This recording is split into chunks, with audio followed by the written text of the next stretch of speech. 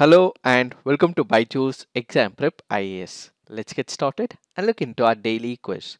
Let's look into the first question. Tropic of Cancer passes through which of the following states in India?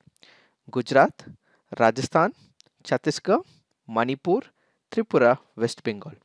The answer to this is 1, 2, 3, 5 and 6 only. Why have we taken this practice question? Because this article on the Hindu makes a mention of Tropic of Cancer. So which are the states in India the Tropic of Cancer passes through? We have Gujarat, Rajasthan, Madhya Pradesh, Chhattisgarh, Jharkhand, West Bengal, Tripura and Mizoram. It is not Manipur but instead Mizoram. So remember, these are the important states through which the Tropic of Cancer passes through. As part of the assignment, you have to put on the comment section how many countries in the world does Tropic of Cancer pass through, and in specific how many countries it passes through in Asia, and which are these countries in Asia. Please put them on the comment section. Now let's look into the next practice question. Consider the following statements with respect to Dholavira. Dholavira's location is on the Tropic of Cancer. It is located on Kadirbet Island in the Kutch Desert Wildlife Sanctuary in the Great Run of Kutch. It is the first site of ancient Indus Valley civilization in India to get the UNESCO World Heritage tag. Which of the above statements are correct? Since it is asking for the correct statement, the answer to this is 1, 2 and 3. Why have we taken this practice question? Because this article on the Hindu makes a mention of Dholavira. So Dholavira happens to be an Harappan city situated on the island of Kadir. Let us try and understand some of the important factual data with respect to Dholavira. Dholavira happens to be a Harappan city. It is in the run of Kutch, Gujarat, and it becomes the 40th site from India to get the UNESCO's World Heritage tag. So remember, Dholavira has been given the UNESCO's World Heritage tag. It is the first site of the ancient Indus Valley civilization in India to get the UNESCO World Heritage tag. Dholavira becomes the fourth site from Gujarat to be added to the UNESCO World Heritage site, and as part of the assignment, you have to put on the comment section which are the other three sites in Gujarat which have received the UNESCO World Heritage site. One happens to be Dholavira. There are about 3 other sites which have also received it. Please put them on the comment section. Then there are other important Harappan sites in Gujarat as well. This includes Lothal, which is in Sargawala village on the bank of Sabarmati in Dholka Taluka of Ahmedabad district, which happens to be one of the most prominent site of IVC in Gujarat. Then we have Rangpur on the bank of Bhadar river in Surendranagar district, which happens to be the first Harappan site in Gujarat to be excavated. Then we also have Rojdi in Rajkot district, Prabhas near Veeraval in Gir Somnath district, and Dehlapur in Bhuj Taluka of Kutch, which are among the Harappan sites in the state. So we have these sites which are present in the state of Gujarat. If you find any other important sites of the Harappan civilization, please put them on the comment section. Now let's look into the next practice question. Which agreement or convention is also described as Berne and Paris Plus agreement? We have the Cancun Agreement, Basel Convention, TRIPS Agreement, Abolition of Forced Labor Convention. The answer to this is TRIPS Agreement. Why have we taken this practice question? Because this article on the Hindu makes a reference to trade related intellectual property rights. So the TRIPS or the trade related intellectual property rights agreement is also called as Berne and Paris Plus agreement. So remember, the TRIPS agreement is also called by the name Berne and Paris Plus agreement. What is this trade related intellectual property rights? Basically, this happens to be the most comprehensive multilateral agreement on the intellectual property. So we have the intellectual property, which is more about innovation, which is about technology transfer. It is also about meeting to the public welfare as well. So when this intellectual property is linked to the trade and when they are connected, an agreement that is formed is called as trade related intellectual property rights agreement. So the TRIPS came into force in 1995 as part of the agreement that established the World Trade Organization.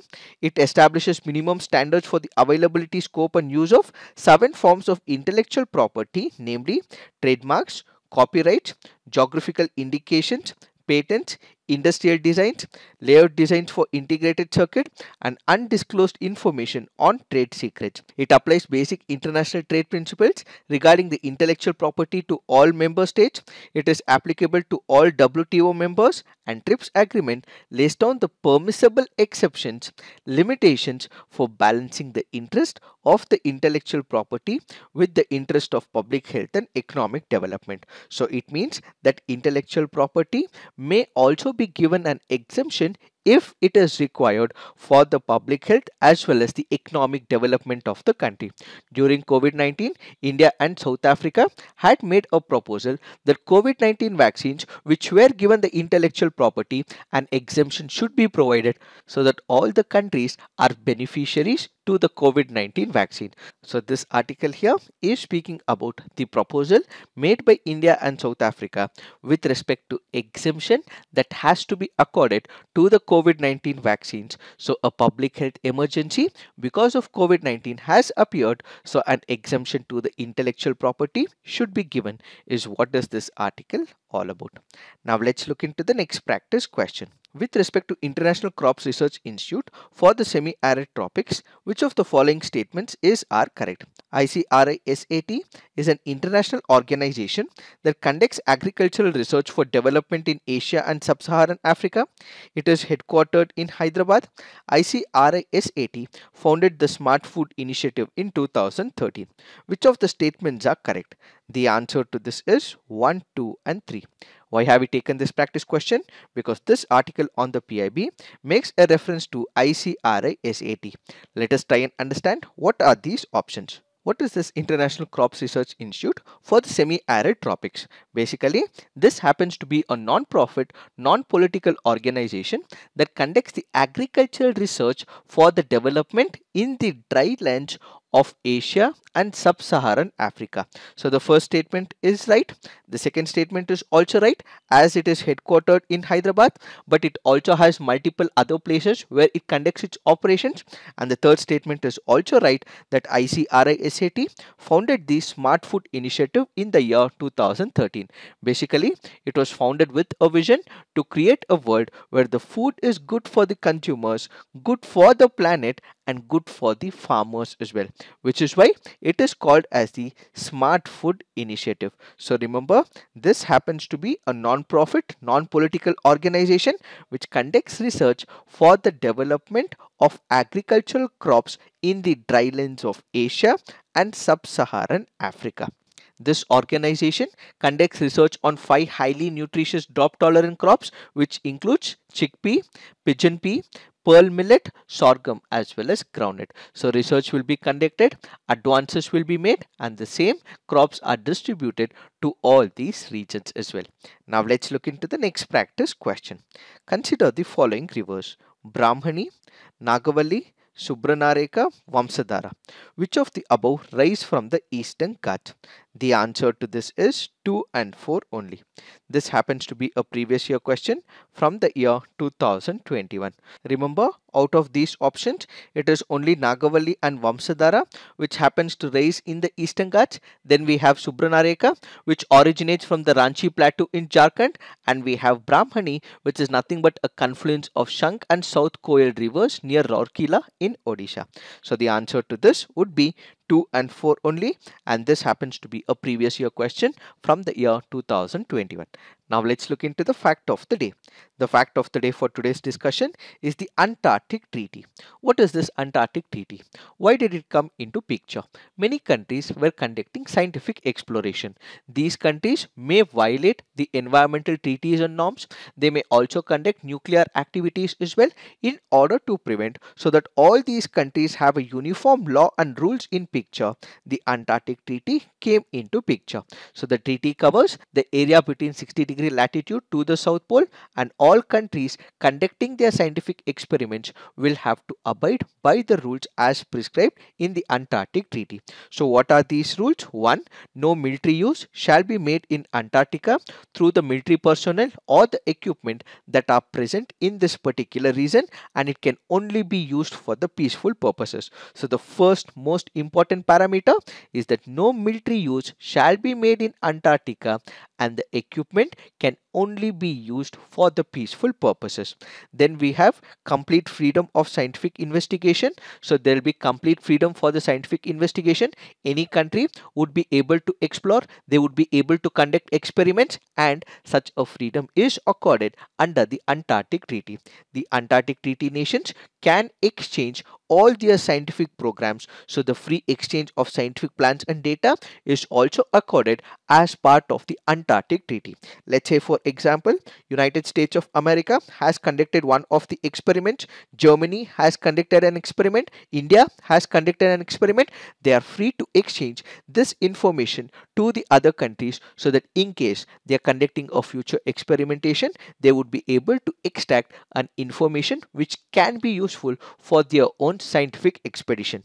Then we also have all territorial claims are put aside for the duration of the treaty, which means any territorial claims cannot be put up when it comes to the Antarctica. Nuclear explosions and nuclear waste disposal are completely banned in Antarctica, which means it happens to be a nuclear free zone as per this particular treaty. The Antarctic Treaty also applies to all land and ice shelves south of the 60 degrees south, but not to the sea. So it applies completely to the land but not to the seas. All stations open to inspection by other nations. Let's say, for example, there are these Antarctic stations where ships and aircraft supply multiple goods and services to Antarctica. When there are these shipments that come to Antarctica stations, every other country can inspect what is present in such a shipment. National laws apply to citizens and not to the areas. Let's say, for example, there is a person from United States of America visiting Antarctica, or it can be a person from India.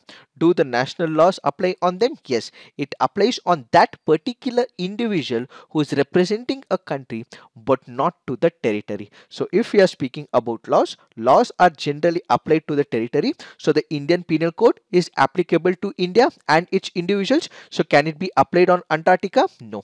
So this particular law is applicable only to the individual and not to the territory. The treaty may be modified at any time, requires unanimous agreement of the treaty nations. So all those member countries who are part of this particular treaty, they can change, and such a change is brought about only with the unanimity and consensus. Finally, all treaty nations to ensure no one carries out acts against the treaty. So there are rules and regulations that are prescribed by this particular treaty. No country should go against it, and ultimately there is peace that prevails in Antarctica, and all the scientific exploration can be conducted on this continent. So basically, if there are any disputes between the treaty nations, it is not settled by any of these agreements, they can also sort out and fix this particular issue in the International Court of Justice. So this article here makes a mention of the Madrid Protocol. So what is this Madrid Protocol? Additions to the Antarctic Treaty are known as protocols. They are usually named after the place where they were signed, and the most significant happens to be the Madrid Protocol, which is also called as the Protocol on Environmental Protection to the Antarctic Treaty, which is why we have taken up this fact of the day. So this is it for today. Thank you for watching. All the best.